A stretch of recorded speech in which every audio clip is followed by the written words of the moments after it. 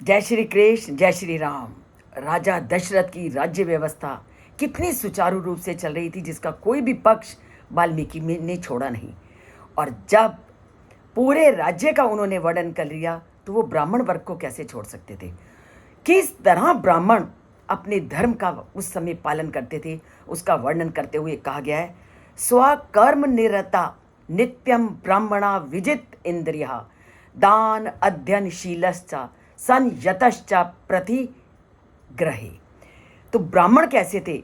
पूरी तरह से अपने कर्म में लगे हुए थे। ब्राह्मण का काम क्या है? पूरी तरह से ज्ञान को अर्जित करना और समाज में उस ज्ञान को फैलाना जिस ज्ञान को उन्होंने प्राप्त किया है, और अपने उस ज्ञान को बढ़ाने में, उस ज्ञान को फैलाने में, जन जन को ज्ञान से युक्त करने में वो पूरी तरह से लगे हुए थे। और सबसे बड़ी बात उस समय के ब्राह्मणों में जो थी, विजित इंद्रिया, उनका अपनी इंद्रियों पर पूरी तरह से नियंत्रण था। क्योंकि जब तक इंद्रियों पर नियंत्रण नहीं है, आप अपने कर्तव्य का पालन सुचारू रूप से नहीं कर सकते। वहाँ के ब्राह्मण अपने कर्तव्य का सुचारू रूप से पालन इसलिए कर रहे थे क्योंकि उनका अपने पर पूरा नियंत्रण था कि किस समय अध्ययन करना है, किस समय यज्ञ करना है, किस समय लोगों को जागृत करना है। अपने इन कर्तव्यों के प्रति वो पूरी तरह से जागृत थे। और सबसे बड़ी बात, वो लोगों से जो दान लेते थे, उस दान का प्रयोग भी वो लोगों को दान देने में करते थे।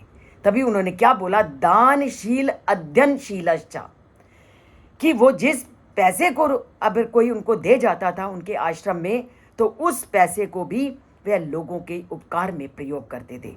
और अध्ययनशीला, नई नई खोज करना, नया नया अध्ययन करना, नया नया ज्ञान प्राप्त करना ब्राह्मणों का उस समय सबसे बड़ा कर्तव्य था। जैसे हम कहते हैं कि शिक्षक वही सफल है जो अपने ज्ञान को निरंतर बढ़ाता रहता है। क्योंकि जब तक हम ज्ञान को बढ़ाएंगे नहीं, तो हम अपने पुरातन ज्ञान के द्वारा नई परिवर्तन नहीं ला सकते। और अपनी इस बात को वो पूरी तरह से जानते थे, इसलिए हर समय वो ज्ञान को बढ़ाने में लगे रहते थे। इसलिए उनको बोला अध्ययनशीलश्च संयतश्च, और पूरी तरह से संयमित थे, नियंत्रित थे, और अपने ऊपर पूरा वो नियंत्रण रखते थे कि कभी भी वो बुरे रास्ते को ना जा सके, बुरे रास्ते का सेवन ना कर सके। और प्रतिग्रह, दूसरों से दान लेने में भी वो संयम रखते थे, अर्थात आवश्यकता होने पर ही वो जो दान थे वो स्वीकार करते थे। वो बिना कारण दान नहीं लेते थे। ये उस समय के जो वास्तविक ब्राह्मण था वो यही होता था कि वो जो दान लेते थे उतना लेते थे जिससे उनके जीवन की धारा सुचारू रूप से चले। उनको किसी प्रकार का लालच नहीं था। ये आज का श्लोक दिखाता है कि उस समय के जो ब्राह्मण थे वो अपनी आवश्यकता से अधिक दान किसी से स्वीकार नहीं करते थे। ये थी हमारी संस्कृति।